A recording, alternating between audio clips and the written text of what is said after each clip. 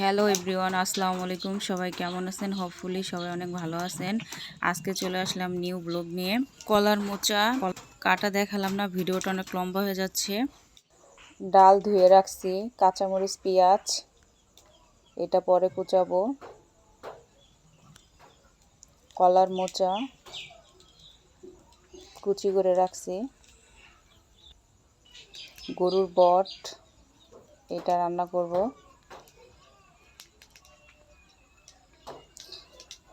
কলার মোচা দিয়ে ডাল রান্না হবে। ভিডিওটি না টেনে সম্পূর্ণ ভিডিওটি দেখতে থাকুন, আশা করি ভালো লাগবে। ভাত বসাই দিছি চুলায়। আসলে মাটির চুলায় রান্নাটা অনেকটাই ভালো লাগে। মিষ্টি কুমড়া কেটে ধুয়ে পাতিলে রাখা হয়েছে, এটা একটু পর রান্না করা হবে।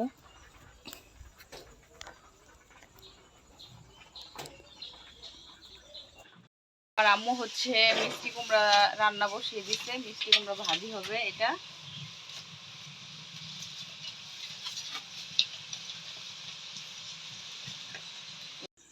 গরুর বট, এইগুলো এখন ধুয়ে বাটিতে রাখবো রান্নার জন্য। ভালো করে ধুয়ে তুলতেছি বাটিতে।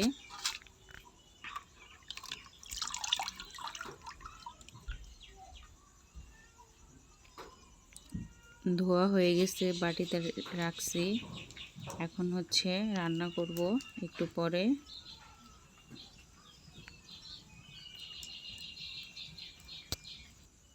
কড়াই বসিয়ে দিছি রান্নার জন্য। পেঁয়াজ কাঁচামরিচ দিয়ে দিব।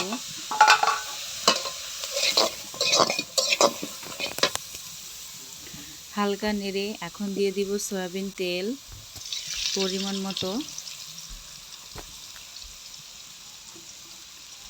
এখন হচ্ছে নেড়ে দেব। কালার আসা পর্যন্ত ওয়েট করব। যখন ব্রাউন কালার হবে তখন আদা রসুন বাটা দিয়ে দেব।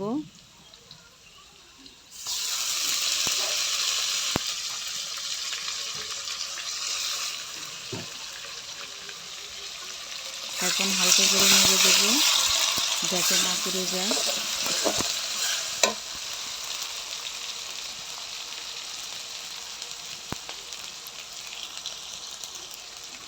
সুন্দর একটা কালার আসা পর্যন্ত ওয়েট করব।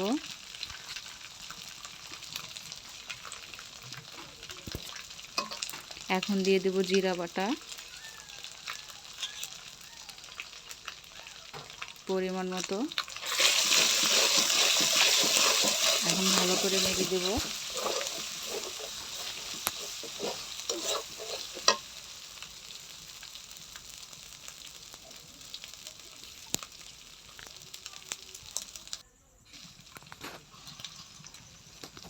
ভালো করে নেড়ে চেড়ে দিতে হবে, নাহলে মশলা পুড়ে যাবে। পানি অ্যাড করে দিছি।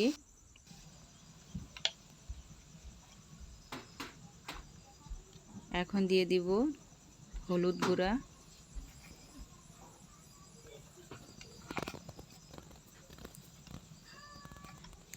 হলুদ গুঁড়া 3 থেকে 4 চামচ দিয়ে দিলাম। যার যতটুকু প্রয়োজন পরিমাণ মতো দিবেন।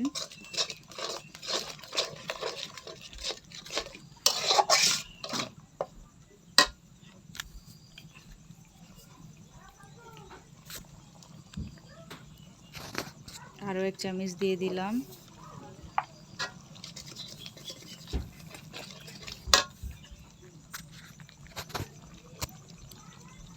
এখন অ্যাড করব মরিচ গুঁড়া,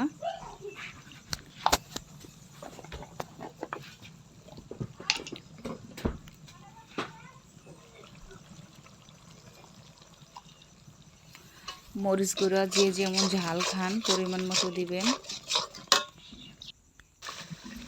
এখন হচ্ছে মশলা ভালোভাবে কষিয়ে নেব।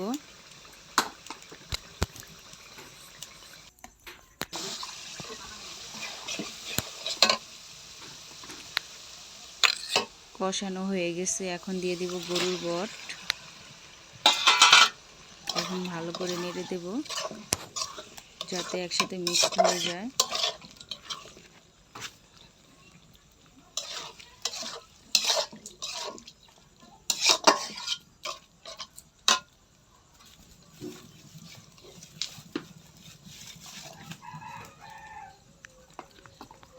এখন হচ্ছে ঢাকনা দিয়ে ঢেকে দেব সিদ্ধ হওয়ার জন্য। অনেক পানি উঠছে বট থেকে।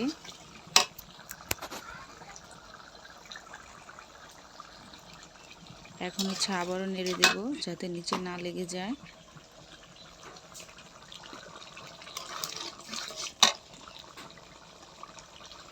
এখন হচ্ছে রান্না শেষ, আমরা এখন সবাই মিলে খাবো। ভিডিওটি আজ এই পর্যন্ত। ভিডিওটি যদি ভালো লাগে তাহলে আমার চ্যানেলটা সাবস্ক্রাইব করবে, বেল বাটন অন ক্লিক করবে। ওকে বাই, আল্লাহ হাফেজ।